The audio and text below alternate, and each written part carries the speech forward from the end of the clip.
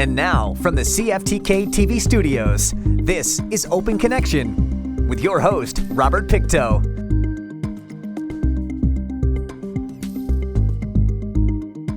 Welcome to Open Connection. I'm your host, Robert Pictou. Our show today comes to you from the traditional and unceded territory of the Tsimshian people. The first modern swim-bike run was held at Fiesta Island Park, San Diego, California. It began with a 3-mile run, followed by biking 5 miles. Entrants would swim 300 yards to the mainland. That was followed by running in bare feet and swimming again along the bay with a final crawl up the steep dirt bank to finish. On today's Open Connection, we open our archives to bring you this story from 1992. Athletes from the lower mainland dominated the Skeena Valley Triathlon this year. Because it was a provincial event, as well as an Ironman qualifier in 1993, it attracted a lot of big names in the sport from across the province, as well as from as far away as Olympia, Washington. Frank Clark of Vancouver led the race wire to wire, finishing the Olympic distance event in a time of 1:55:07. Tough course, you know, like yesterday we came down here and the lake was flat and we went out on the bike course for a little ride and no wind at all and nice sunny skies and everything. And today, it rained a little this morning, the wind came up, it was a choppy swim, but it was good, the race was organized so well. It just made it easier for us. And bike course was tough, a lot of hills, but I'm from Vancouver and I like the hills, so it worked for my benefit today. Frank, how does this compare with some of the other triathlons you've run in recent memory? One of the toughest, like it's one of the toughest. It's great to, everyone thinks we're wimps out here in BC, but when I go back to Ontario and race, I think we're wimps, but the tougher courses are out here for sure. What was the toughest part of your race today? Probably the swim, it's just, it was hard to see the buoys with all the waves and everything and with the chop and that was probably the toughest. Were you happy with your times? Did you come across with the splits? Yeah, I was. The swim time was pretty good. It might have been just a tad long, but that's okay. And the bike was fine. And the run, I took the last half of the run a little easy. I had a bit of a lead. Clark is a member of the national triathlon team. He placed first at the Gatineau race in Ottawa this year and came runner-up at an event in Niagara. So he was well prepared when it came time for the BC Championships. Yeah, I did. The one in Ottawa was similar to today's course. It was a lake swim and it was a really tough bike course and it was really good preparation. I'm happy to be BC champion. And to prepare for the North American triathlons, Clark spends his winters in New Zealand. Yeah, my wife's a New Zealander, so I like to go down there and hang out with the family down there and take it easy. It's really good. It's good to get away from the winter in Canada. It's too cold to train all year round, and if you want to compete on a national or international level, you really got to get away from the winter and stay training. Craig Parsons of Burnaby came in runner-up, 4.5 minutes off the pace. Parsons was 7th after the 1.5-kilometer swim, 4th after the 40K bike ride, and he made up time in the 20K run to take 2nd place. Oh, it was a nice course. The out and back, it makes it a little bit interesting. You know where the people are, both on the bike and the run. The water was a little rough, but other than that, it was great. I lost about 3 minutes in the water to the leaders, stayed about even on the bike, and then it came down to the run. I was pretty confident in my running, and fortunately enough, I was close enough to Todd to be able to run him down for second. What was the toughest part of the race for you? Definitely the swim.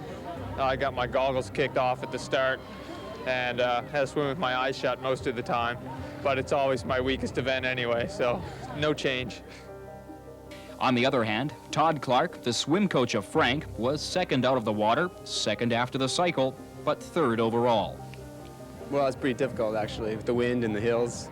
I heard it, speaking to Dale, the race director, he said there were some pretty big hills in it and it'd be pretty challenging, but you always sort of underestimate, or when someone says there's hills, that you take it from a cyclist, they may mean hills, but sort of a layperson, hills aren't really aren't the same definition, So but there were some pretty big hills.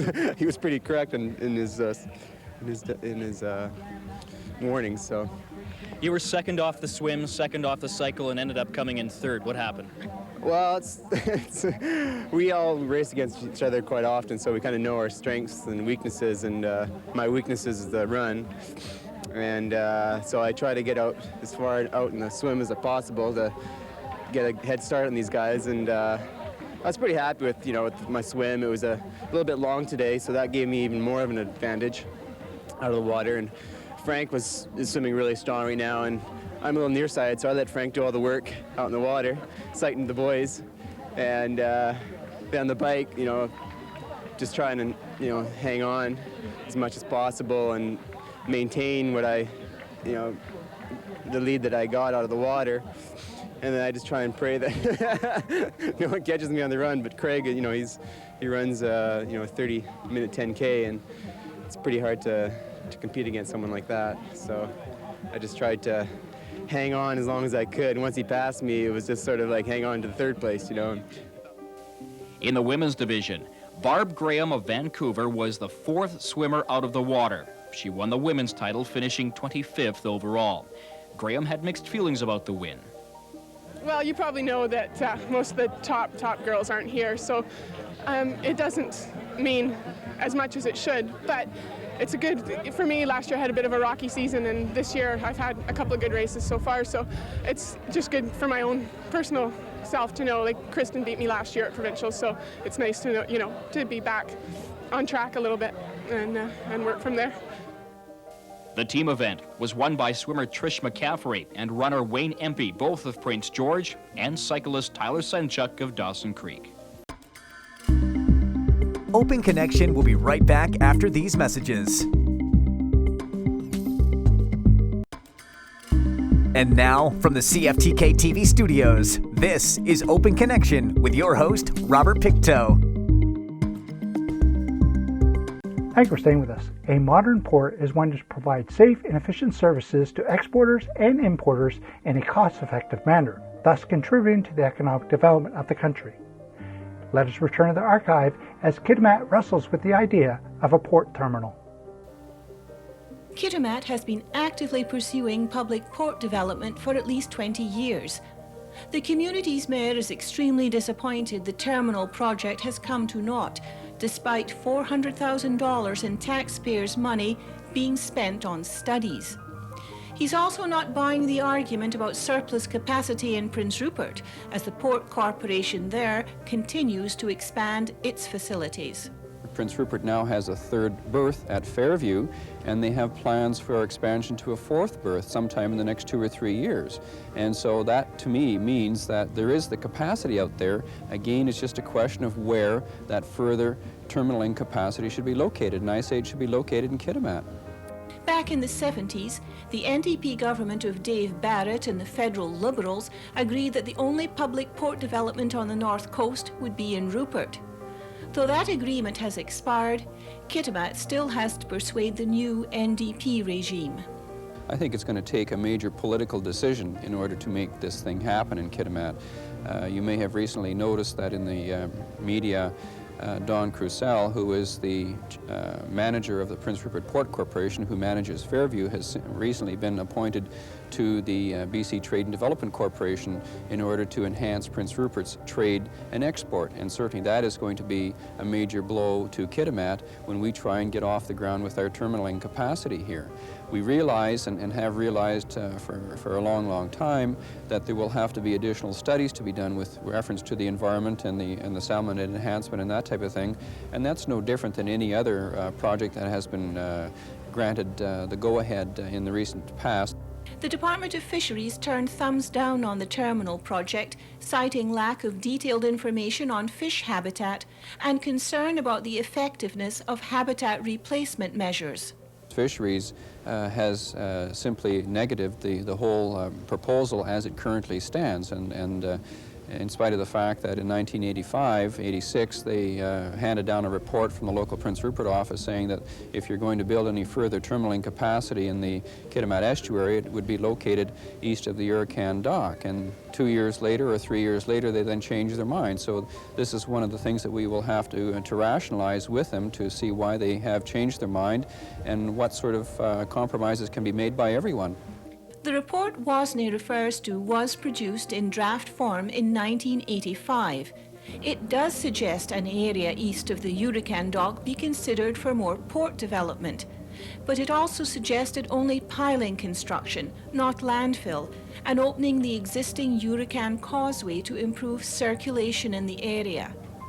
The Kitimat estuary is very productive for fish. Minette Bay is a key part of its fish habitat bays. One way to show that is to set a net from the beach along the edge of the sedge and eelgrass beds.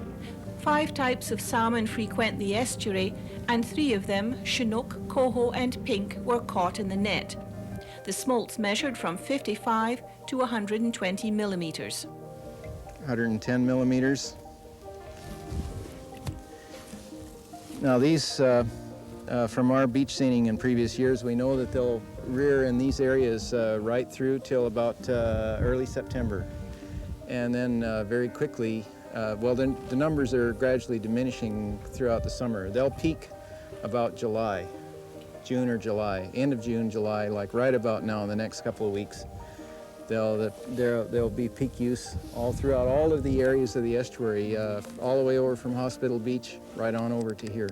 And they feed on the organisms that live on these sedge grasses? Well, yeah, you see there's a complex of things in the sedge grasses here. One of the things these sedge grasses do is they capture drift algae.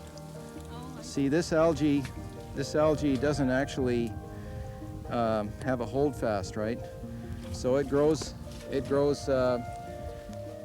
wherever it grows on us in areas where there's solid holdfasts, and then it gets broken off by the tide and it drifts in. And one of the things that the grasses do is capture it. They entrain it, and sometimes it can be 2 and 3 inches deep. And this is home for many of the organisms that those fish eat. The sedge grasses provide refuge from predators and provide organisms for the fish to feed on. These grasses are at the peak. Well, in the next 2 or 3 weeks, they'll be at the peak of their growth. And then they'll start, as the light begins to wane into fall, they'll die back, and a lot of the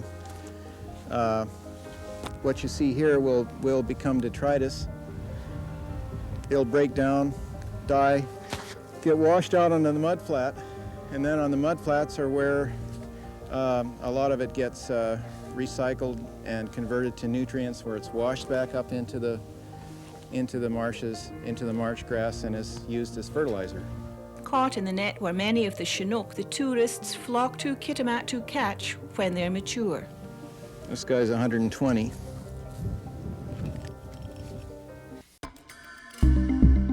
Open Connection will be right back after these messages. And now, from the CFTK-TV studios, this is Open Connection with your host, Robert Pictou. Welcome back to Open Connection. A partially enclosed coastal body of water, which river water is mixed with seawater, is called an estuary. An estuary is thus defined by salinity rather than geography. Let us return to the archives as Leslie Powell reviews the geography of Kitimat. The proposal that we were reviewing looked at an area in here in this younger stand, which actually is a U-shaped area, surrounds this mature piece of forest that's here. And the idea was to excavate an area of 18 hectares down to the -2 meter contour and create a large dredged out area in there, which would then be planted up with sedge and eelgrass to create an intertidal marsh with one entrance just at this end and a second entrance at the other end to provide the tidal flow through there. Our concern was that didn't seem to provide adequate flow through the marsh area, that siltation would probably result in there, and the marsh would become ineffective after a short period of time. We also had some concerns in that we don't have a lot of experience with compensation packages of this magnitude in northern waters as to whether they're successful or not. There is an alternative. We do have an option that we could ask for the compensation to be built, and if it's successful, that then the proposal could go ahead. But that would mean you'd wait for at least 3 years after the construction of the compensation to see whether it's successful or not. And that's often an option the proponents are not willing to accept because of the time frame. Consultants proposed infilling 40 hectares of mudflat and marsh east of the Hurricane terminal. A net set from the beach there came up filled with a couple of hundred small fish, mostly perch and flounder, but there were salmon smolts also. So I would expect the mudflat to be just as productive here, particularly on the ebb tide, as the fish are moving out of the intertidal marsh down through the mudflat into the protected water. The estuary has changed a lot since this 1967 aerial photo, when there were no Hurricane or Methanex docks. Shown on a recent photo is the Minette Bay site suggested for habitat replacement.